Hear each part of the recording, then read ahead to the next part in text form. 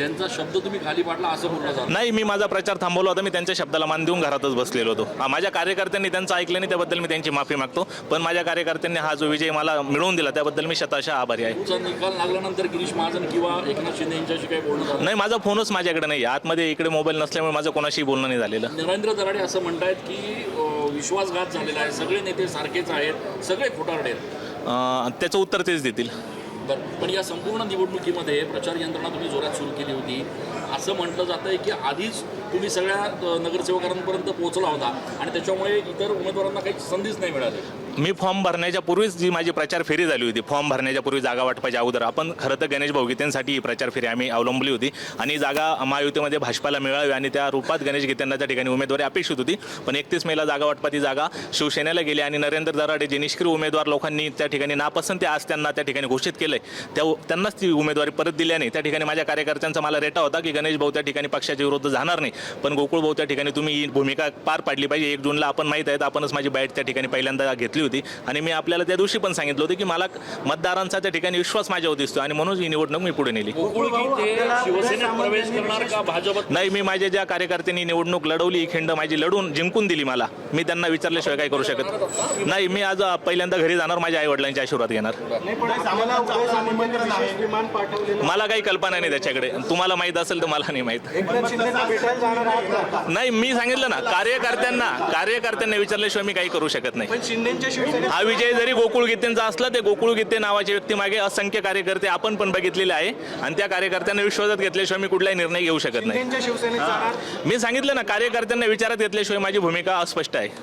दराडे यांच्या पराभवाचं तुम्हाला सगळ्यात महत्त्वाचं मोठं कारण काय वाटतं? मतदारांना मागच्या 8 वर्षात त्यांनी कुठेही उपलब्धता दिली नाही. कुठल्याही विकास निधी त्यांनी ज्या मतदारसंघात वास्तविक आमदारकीच्या माध्यमातून त्यांना अनेक नगरसेवक किंवा जिल्हा परिषद सदस्यांना जो निधी देणं अपेक्षित होतं, असे एकही पत्र त्यांनी त्यांच्या 8 वर्षाच्या टेन्युअरमध्ये न दिल्याने मतदारांची त्यांना पहिल्या दिवसापासून नापसंती होती आणि वरिष्ठांनाही लक्षात आलं होतं. पण एबी फॉर्म दिल्यानंतर त्यांनाही लक्षात आल्याने कदाचित त्यांना माझ्यावर तो प्रेशर क्रिएट करावा लागला. मी त्यांच्या शब्दाला मान देऊन माझी प्रचार यंत्रणा थांबवली होती, पण कार्यकर्त्यांनी त्या ठिकाणी निवडणूक पुढे नेली आणि या कार्यकर्त्यांचा विजय.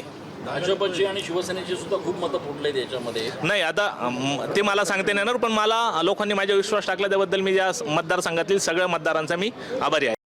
खूप ताकद तुमच्या मागे संपूर्ण प्रक्रियेत. हो, राहणारच. माझा तुम्हाला माहीत आहे, आमच्या परिवारामध्ये मी तर लहाना भाऊ म्हणून कायम पडद्याच्या आणि खरं आज गणेश भाऊंना आमदारकी मिळाली असती, त्याच दिवशी बिनविरोध झाली असती 4 जूनला.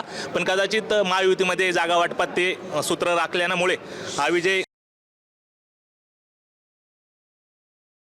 तुमचा बाप काढला गेला म्हणून तुम्ही बाप काढला अशा स्वरूपाचे पोस्टर व्हायरल होत आहे, काय भावना आहे?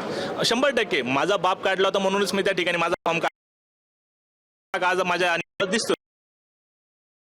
काय नेमकी विजयाची कारण आहे? अरे हा, मी सगळ्यांची माफी मागतो. आपण मला 1 जून पासून आपण मीडियाने या ठिकाणी माझी बाजू लावून धरली, त्यामुळे हा माझा विजय झाला. त्याच्यात आपला खूप मोठा बहुमोलाचा वाटा आहे असं मला वाटतं. दराडेंना काय शुभेच्छा?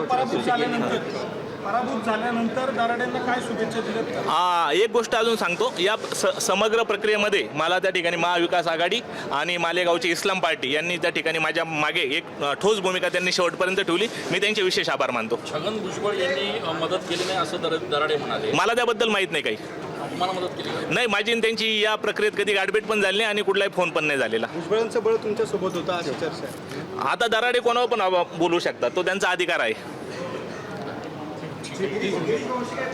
नाही, अजून कोणाशी बोलणं नाही झालं. मी या रूमच्या बाहेरच गेलेलो नाही सकाळपासून. प्रवेश कधी करताय? चर्चा सुरू झाली आहे. कार्यकर्ते पण त्या ठिकाणी कार्यकर्त्यांना विचारेल आणि तुम्ही त्या ठिकाणी थांबा. कार्यकर्ते सांगाल आपण तिकडे प्रवेश करून टाकू.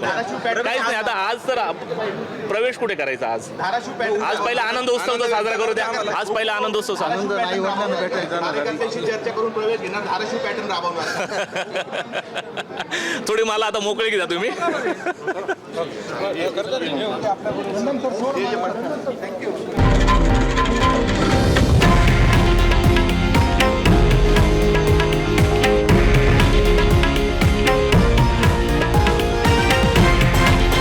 हे आहे देशातील नंबर 1 न्यूज नेटवर्क आणि आपण पाहत आहात TV9 मराठी, एकमेव.